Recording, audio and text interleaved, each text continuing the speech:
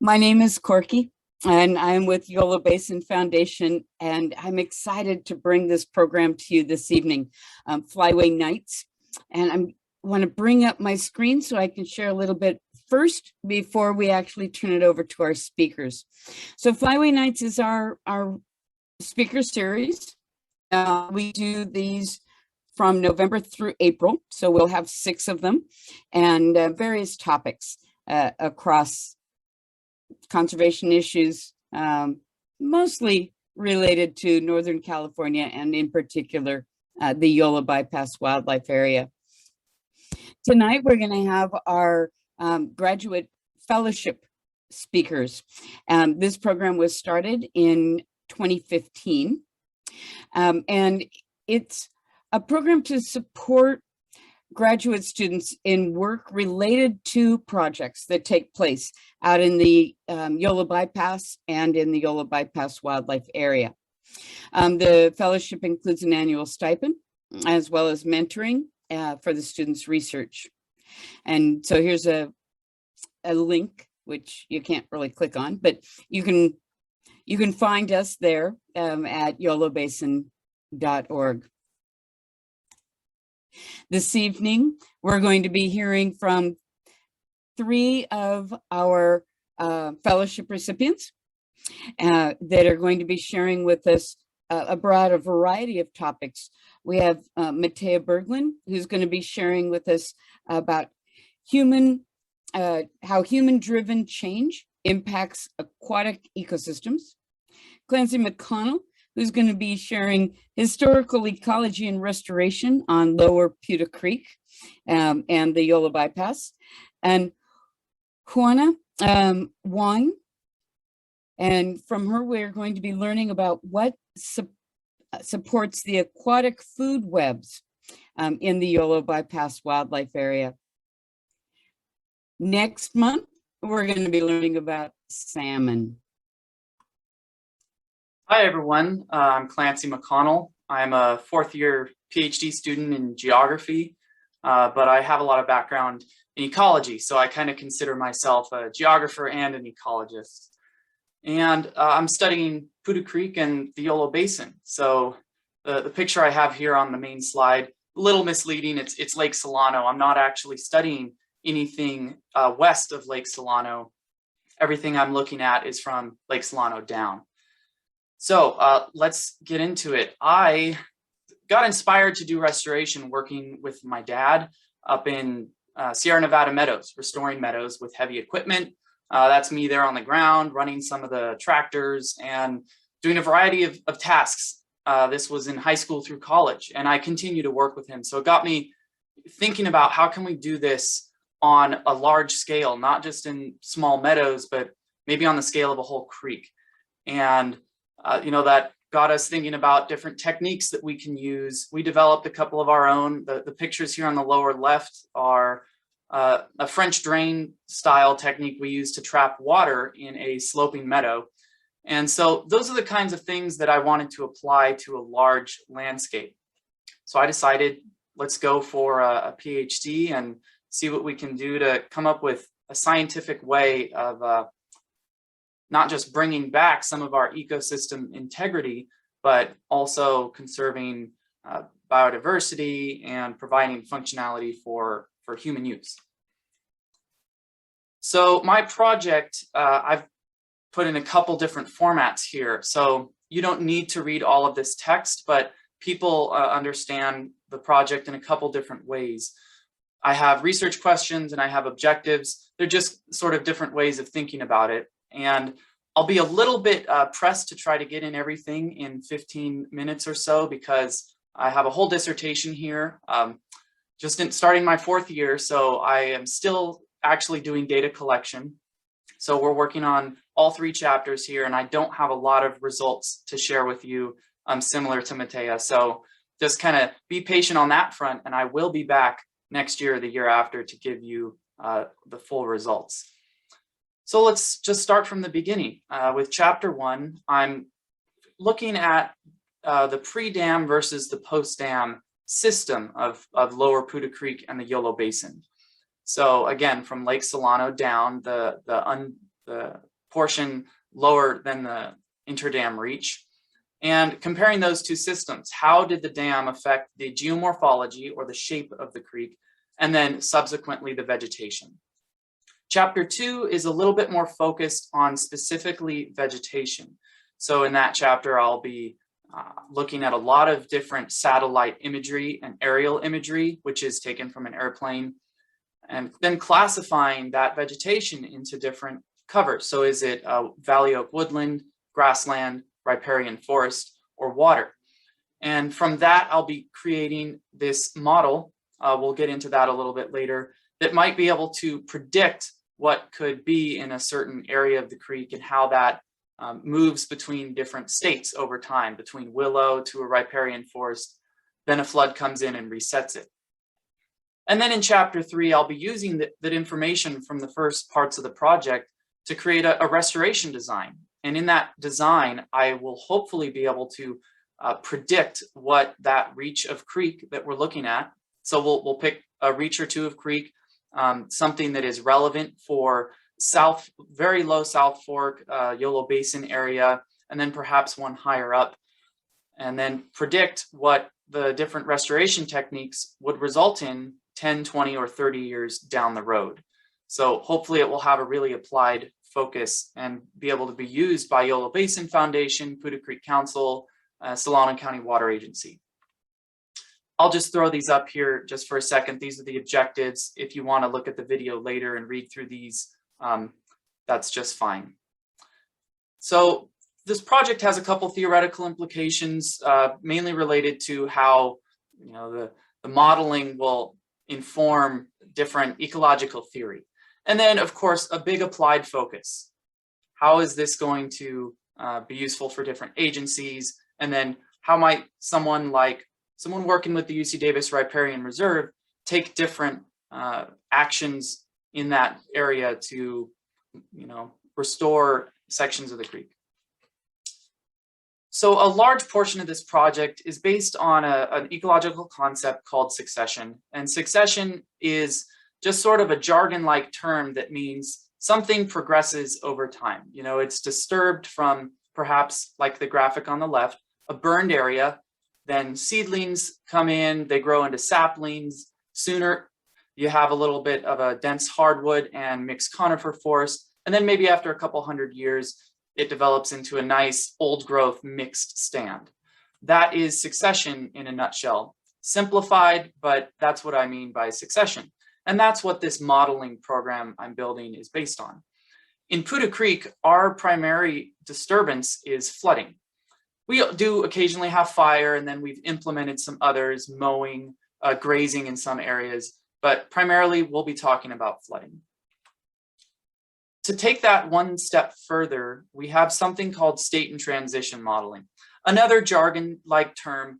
And all it really means is that instead of just having a system that has one type of ecosystem where it's maybe just a forest, it might actually transition between a forest, a grassland, a woodland. So like the graphic on the left, that's an example from an arid system in Australia, actually quite similar to what we have here in the Central Valley, where it might alternate between a riparian forest or grassland, depending on what the regime is. So is fire occurring every 5 years or less? Perhaps it's only every 40 years. And then in addition to that, what the climate is like, how often are you getting rain? So the system can transition between all of these different states, depending on that. On the right-hand side, we have a graphic that's a lot more like what I'll be working with. And that is where you have, primarily riparian forest. There's some willow, or what we call this pioneer vegetation. In this case, for this graphic, there's some actually forbs and marsh-like. We don't have a lot of that in Putah Creek, but we do in Yolo Basin.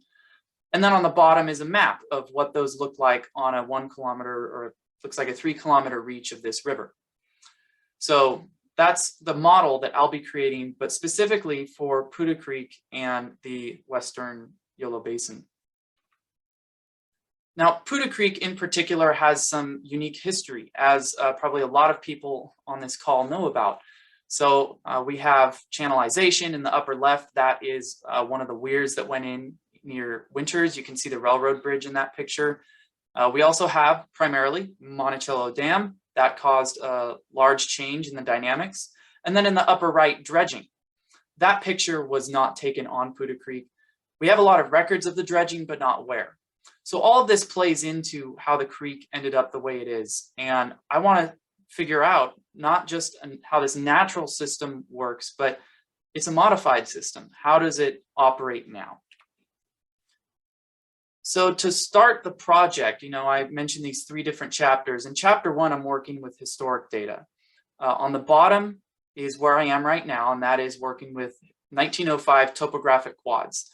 It's actually an incredible data set. 1905, they had a 5-foot contour interval, and I'll be creating an elevation model out of that. And then on the top is the aerial imagery from 1937 that will get overlaid with the 1905 model because it was before the dam went in. And then I'll be able to identify which different flow regimes are associated with different vegetation types. So perhaps different flooding regimes are associated with valley oak or cottonwood. That's the sort of thing I'll be looking at in that chapter. So in particular, this 1905 data, I wanted to show you what that looks like. I just actually finished wrapping this up in the last few months. It's funny when it's on a screen, it looks like it's not that much, but it was an enormous amount of work to go in and digitize all of these lines and then create this elevation model. So I'll go back one more screen so you can see that, and I'll toggle between them. So here's the topographic quads. Here are the contours that I created. And then here is the resulting elevation model. And so this is a really simplified model I get to work with to create my flows. So now let's talk about the flow. Well, for the 1905 set, we have really interesting flow regimes for pre-dam. And those could be anywhere from 30,000 CFS as the 2-year flow, cubic feet per second, all the way up to perhaps 80,000 cubic feet per second. To put that in context, the largest flow we've had since 1957 when the dam went in has been 14,000 cubic feet per second. So I've got to identify what is the buffer I want to use on either side of the creek for these flow regimes. So that's the state of the project I'm in right now for chapter 1, 2, or 3 kilometer buffers. And I want to show you what those flow regimes might look like. So here is the pre-dam flow frequency curve. And this pretty much just means I have flow plotted on the left. That's how much water is coming down the creek. And then on the x-axis, I have what the probability is that that flow would be exceeded, or that we might actually reach that flow. So for example, the 2-year flow is plotted very near the middle of the graph there at 30,000 cubic feet per second. And then on the upper end, it looks like our 50-year flow is around 80,000 cubic feet per second. In contrast, this is the current flow regime. It looks a little odd and this curve doesn't match it well. We'll need to play with the statistics here. But what we see for comparison is a 2-year flow regime, 2-year peak stream flow around 900 cubic feet per second. So now that we've compared these two, and I can toggle back and forth for your comparison, now that we look at these two, how might that affect the vegetation? Well, we might see vegetation lower in the creek because it's not getting scoured out. We also might see a lot more vegetation because it's allowed to fill in the stream banks. But we need to characterize that. We might also see different tree species. So that is the bulk of chapter 1. Now chapter 2 is going to be working on digitizing, or pretty much classifying, a lot of different aerial imagery between about the Accord, which was 1990, which affected Lower Poudre Creek, and then subsequently the Yolo Basin from 1990 to the present. The Accord actually happened in 2000, but the issues started around 1990, late 80s. So I'll be looking from then to the present and identifying how the vegetation changed. Did habitat connectivity increase? So here I have an example of what a habitat connectivity analysis might look like. In this case, it is plotting what a corridor would look like in between two large habitat patches based on a suite of factors. I'll be basing mine on vegetation. So I will be able to connect different patches along Poudre Creek between those patches using my software and the aerial imagery over time. And then out of that, I'll have enough data that I can create my own state and transition model. So it will look similar to this for Poudre Creek. I'll have a reach that I model on, and then a reach that I test the model on. That's what calibration and validation mean here. So I don't have any data collected yet for chapter 2, so stay tuned for that. We'll quickly now move here to chapter 3. And now chapter 3 is where there's a lot of potential for applied use. It's that restoration design model. So I collected a lot of drone imagery last year. That's what I spent most of 2020 doing, and part of 2019. It took a while for me to get my license and all the equipment. Very exciting, and now that it's done, I'm actually quite relieved. So I went out with Sean Hogan first to Winters Nature Park in 2020. This is our reach that will serve as sort of a template for the restoration design. We aren't going to pull all the components, and it doesn't necessarily mean that it was a good or bad project one way or the other, but because it's been done, we want to learn the lessons from that. So we'll use this as a starting point. So we collected the imagery there, created an elevation model. This will allow us to have very, very accurate flow modeling. We did the same thing at one of our first restoration design sites. This is in the UC Davis Riparian Reserve. So this will be the primary, one of the primary South Fork restoration sites. We also have a great elevation model for this.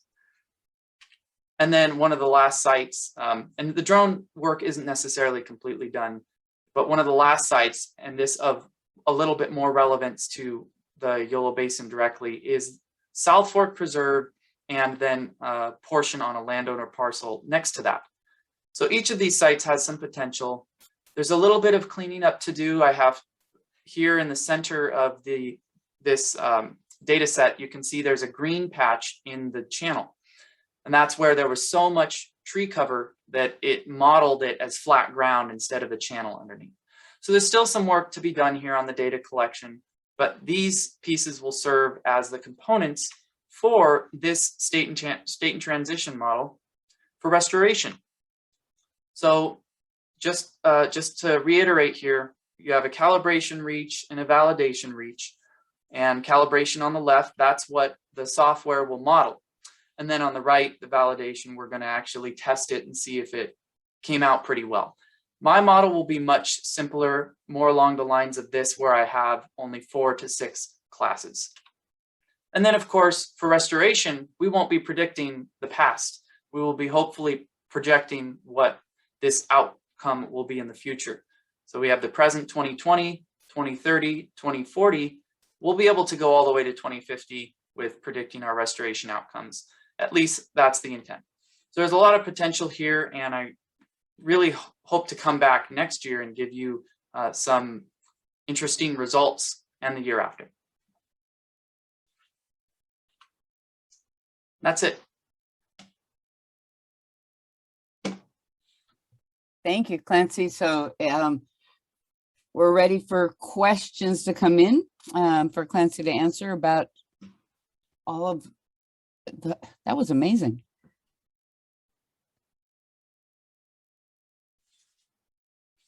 And I'm happy to bring up any slides again if you need it. Got a quiet group all of a sudden. Oh, here we go.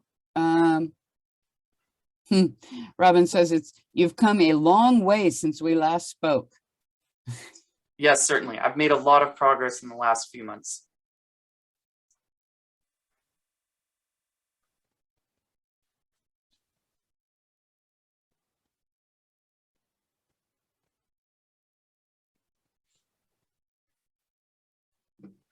Well, you know, you can still continue to think there because I'm expecting Clancy's going to stick around. Oh, wait, here we go. ESRI making with a question mark?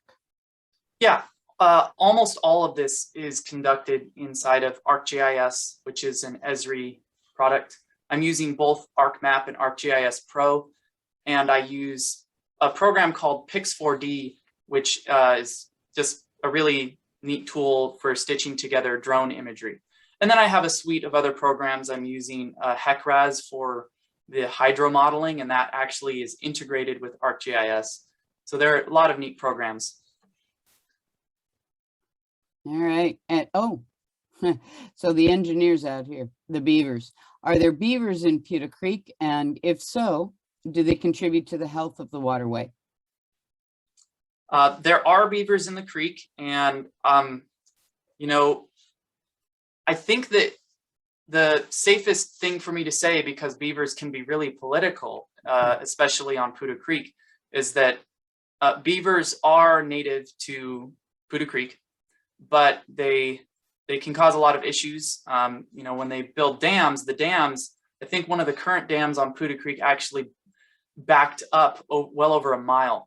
So they can cause a lot of human conflict there, and they actually can kill a lot of trees that aren't used to being inundated. We actually see that on the Eastern Sierra, where they aren't native and they were introduced in the 50s. So I don't know that I could say they contribute to the health, but they are native to that area, and they would theoretically be a component of that ecosystem in the future.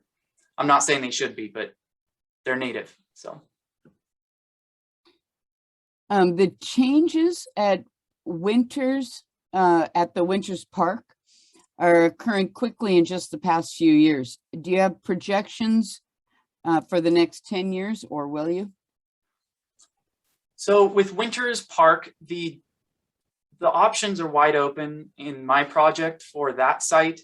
I think personally, my focus will be a little bit more on South Fork and Yolo Basin, especially because I think there's a little more restoration potential there than continuing on at Winters Nature Park. But yes, my advisor and I have already talked about doing a little bit of historical work. So getting some imagery of Winters Nature Park just before the restoration and maybe right after it happened, so that we could get that, you know, around the 2009, 2010 era, when we could compare that to now. I mean, that's 10 years of data. So we might be able to project something out. And if not me, I could at least collect some of the initial data, and I already have for at least 2020 with the drone. That might be something for a future student to do, would be that particular site. But I think you might be able to use my state and transition model to model any reach of the creek, theoretically. What kind of restoration? Floodplain, just vegetation, channel redirection? Great question. All of the above. It will be, yeah, a lot of earth moving. It will be similar in Winters Nature Park, where there will be narrowing of the channel so that we can actually get a dynamic floodplain of some type. A lot of vegetation planting, but in a way that it is self-sustaining. And hopefully, we're hoping to get some kind of dynamic channel, especially in areas where we can really lower the floodplain down. Like South Fork is a good potential for that, to really widen the floodplain and get a lot of channel movement. So it would be all of the above. Wonderful. Well, thank you. Thank you, Clancy, for Thank you very sharing with much. you. And again, if there's other questions, we can circle back around. We're going to move on here. We have Juan Wang, who is working on what supports aquatic food, the food webs in the Yolo Bypass Wildlife Area. So it looks like she's bringing up her PowerPoint for us. All right, welcome. Good evening, everyone. Thank you for having me today, tonight. My project is about what support aquatic food webs in the Yolo Bypass Wildlife Area. I ask if it is autotrophic production or terrestrial detritus support the aquatic food web. Here, the autotrophic production, I mean algae. Those they are organic matter fixed within the water, so they are internal food source. The terrestrial detritus means organic matter fixed in the terrestrial systems, such as grass, shrub, or crops, and those organic matter from the terrestrial system and flush into the aquatic system. So both algae and the terrestrial detritus are basal resources of aquatic food web. Here I see, Here I see basal resources means they are the bottom layer of the food web. So basal resources are food of zooplankton, and zooplankton are good food for fish and macroinvertebrates, particularly in the Yolo bypass. Zooplankton are high quality food to juvenile salmon. So for my study I focus on figuring out the food sources of zooplankton. Specifically, I want to know the proportion of algae and terrestrial detritus in the zooplankton food.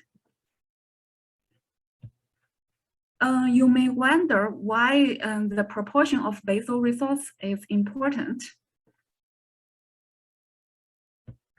Right now, there is a dispute about native fish conservation. Some people think the zooplankton are mainly supported by algae, so we need to promote primary production in the Yolo bypass. But the other people think zooplankton are largely supported by terrestrial detritus. So they have the idea we can use cropland on the floodplain to raise native fishes. So the result of my project, if I can figure out the proportion of food source for zooplankton, maybe this result can provide some scientific base for fish conservation decisions. So in order to figure out the proportion of food for zooplankton, I use stable isotopes. So some knowledge about stable isotopes. Stable isotopes are different forms of one element. For example, here I show this is an example of carbon stable isotopes. It has two stable isotopes. One is carbon 12, the other is carbon 13. So the difference between the two is that the carbon 13 has one more neutron than carbon 12. So for any substance, you can measure the ratio of carbon 13 to carbon 12. So for example, we can measure the carbon 13 ratio in algae and carbon 13 ratio in the terrestrial detritus. And fortunately, those two categories have a quite different carbon 13 ratio. So the ratio for algae is much lower than the ratio for terrestrial detritus. So we can also measure the carbon 13 ratio in zooplankton. For example, if we found the carbon 13 ratio in zooplankton is much smaller than, if we found the carbon 13 ratio in zooplankton is quite similar to algae. So at this time, we may expect that zooplankton use more food from algae than terrestrial detritus. And also based on the principle of mass balance, we can estimate the ratio, what proportion of food is from algae, what proportion food is from terrestrial detritus.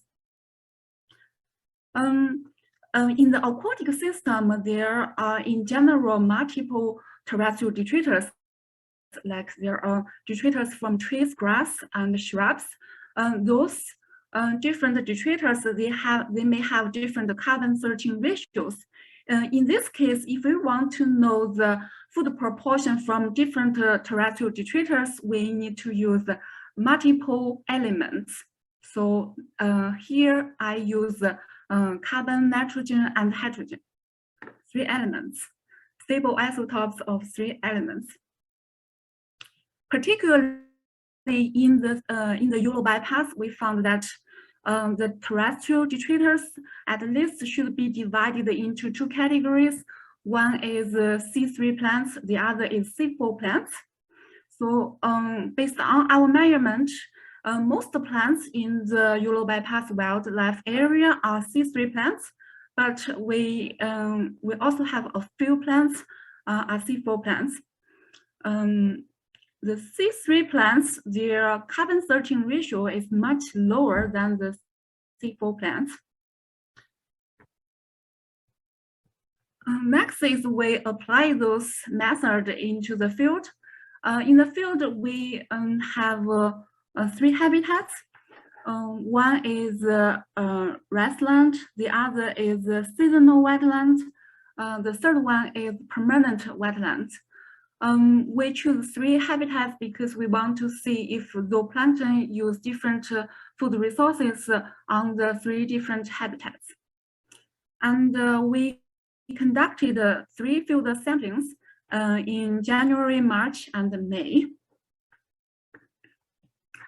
In the field, my undergraduate assistant, Jocelyn, and I, we collect basal resource samples, we collect zooplankton. We also collect some very small microinvertebrates because we think maybe some zooplankton will feed on microinvertebrates.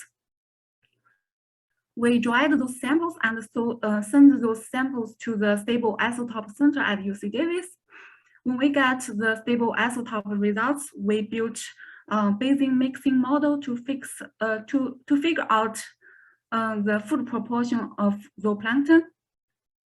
In the field, we also measure, we also collect water samples to measure water quality. We measured the nutrient concentration and algae concentration. So our project is relatively small, so we have almost all the results.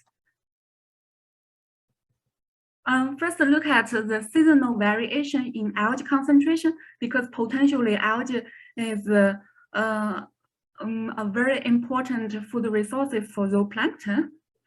So in January, we found that the algae concentration was very low for all the 3 habitats. In March and May, the algae concentration gradually increased for the seasonal and permanent wetlands. So for the blue and orange points, algae concentration increased in March and May. However, for this grassland, we found even in March, before it dried out, the algae concentration remained very low. This has impact on the zooplankton on grassland. So our result about zooplankton density and composition is like this. On the grassland, it dried out in early March because when people want to grow rice on the grassland at that time. So in January, we didn't find any zooplankton on the grassland. And in early March, we sampled the rice before it dried out, and we found some Daphniidae, but its density was very low. We just found Daphniidae there. For the seasonal wetland, it dried out in late May. In the March, we found the zooplankton there was dominated by 2 species. One is Bosmina, the other is copepad. However, in May, when it was going to dry out, all the zooplankton is dominated just by 1 species, that is the small copepad. On the permanent wetland, the permanent wetland is no longer permanent this year. It dried out in early May. It's dried out even earlier than the seasonal wetland because this year it was very dry. What we found that is in the March, Zooplankton in the permanent wetland is very diverse. So basically, we can find almost every zooplankton species in the Yolo bypass on this permanent wetland. However, in May, when this permanent wetland was going to dry out, again, the zooplankton was dominated by one species, this small copepod. So next, let's look at our results about basal resources of zooplankton, the result from the stable isotope analysis.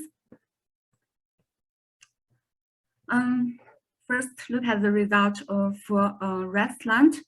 Here, the green color represents algae, the orange color represents the food source from rest detritus.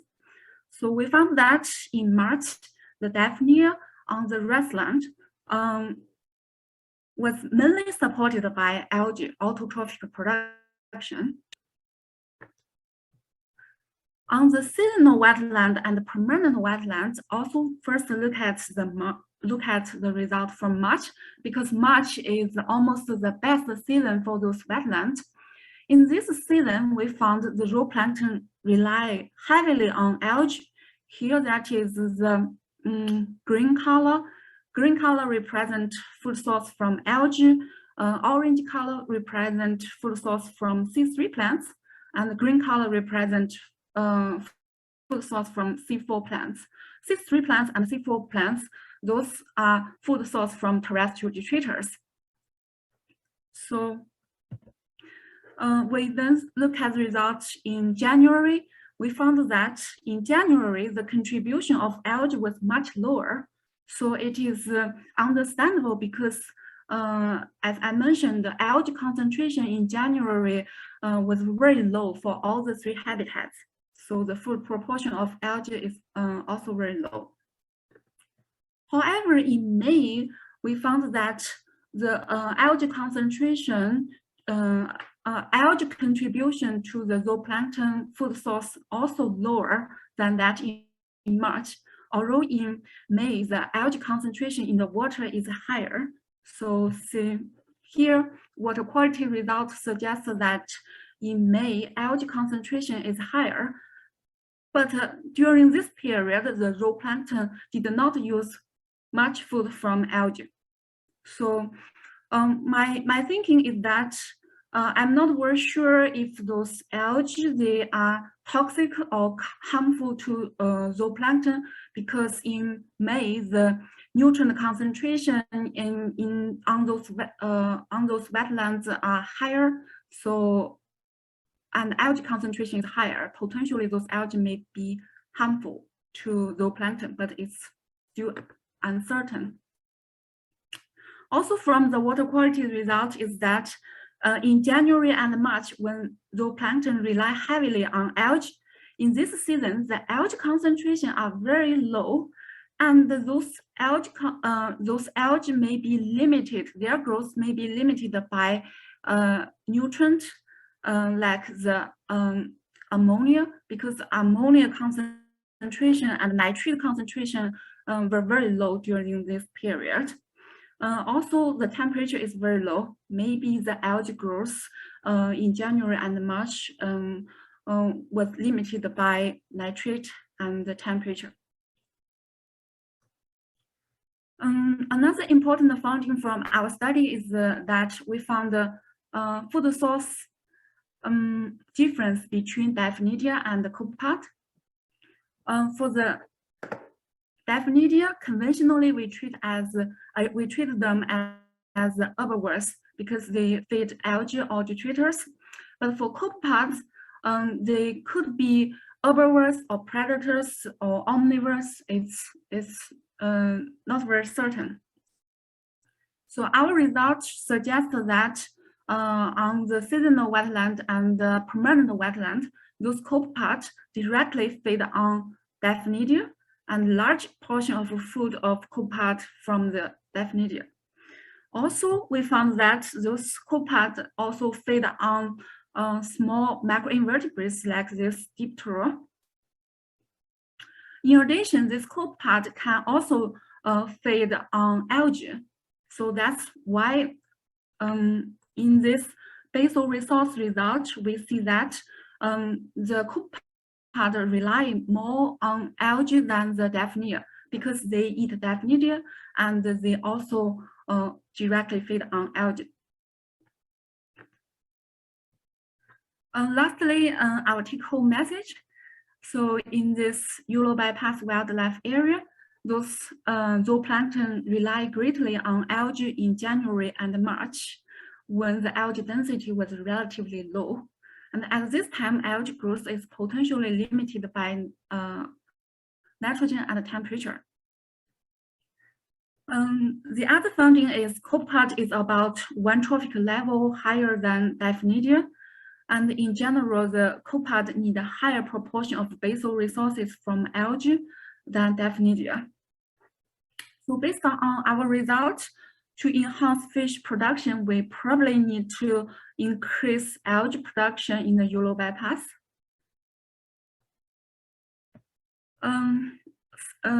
Lastly, I want to thank the Yolo Basin Foundation for supporting this project, and thank my undergraduate assistant and many people from from UC Davis helped me with this project. Thank you.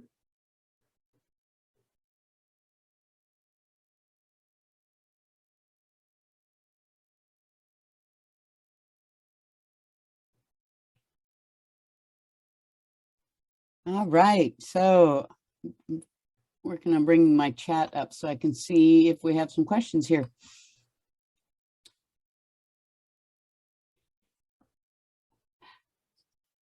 Oh, we're getting several coming in here. So,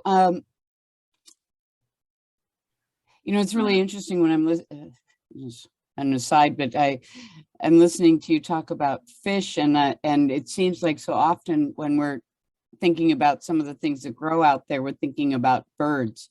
So two different directions, right? Let's see here. So our first question is, do you think your results would have been different if it had been a wetter year? Okay, this one, I think my result on the permanent wetland will be definitely different. Because based on our measurement in March, the wetland, the zooplankton are very diverse, and microinvertebrates also very diverse. It gives me the impression that this diverse zooplankton support diverse microinvertebrate community in the permanent wetland. So if it did not dry out, I believe that one, at least the biodiversity is very high. Maybe the zooplankton will also rely more algae in May. Can nutrients from the detritus help algae grow? Okay, yeah, this is also a very great question that I learned from this measurement. What I found is that the nutrient, I think maybe in the January, the nutrient.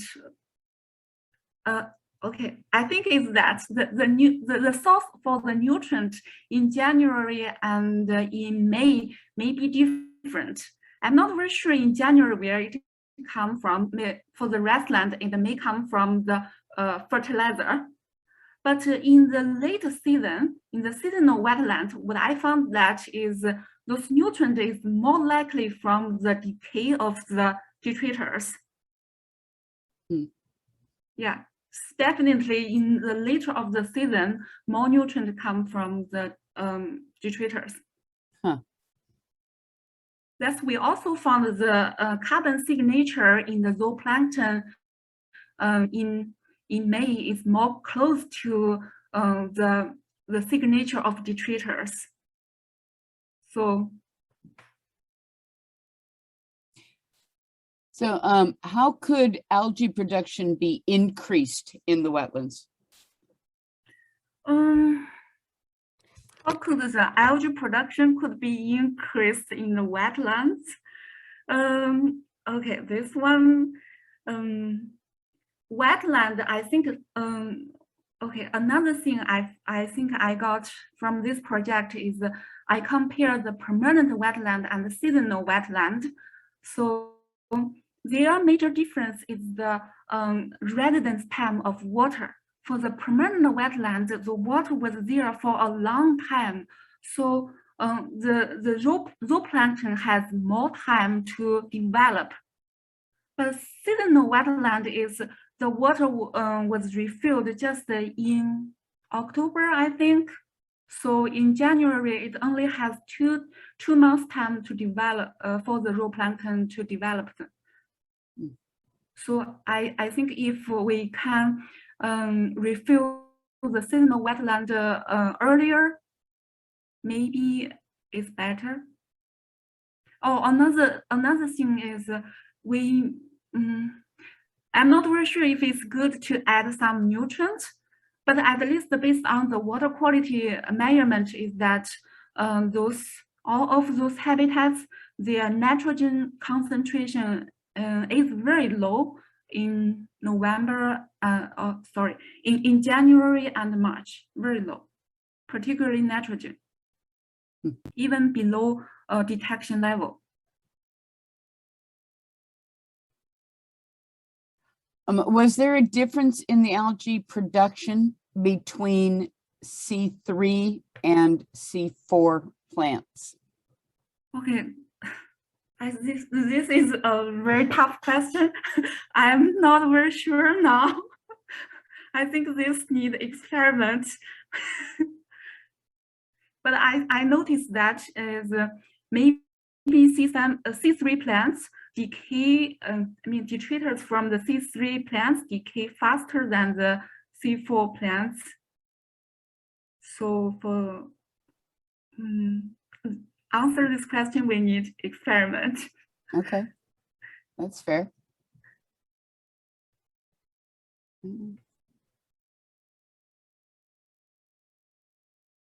I am not seeing other questions. Do we have any other questions for any of our guests this evening?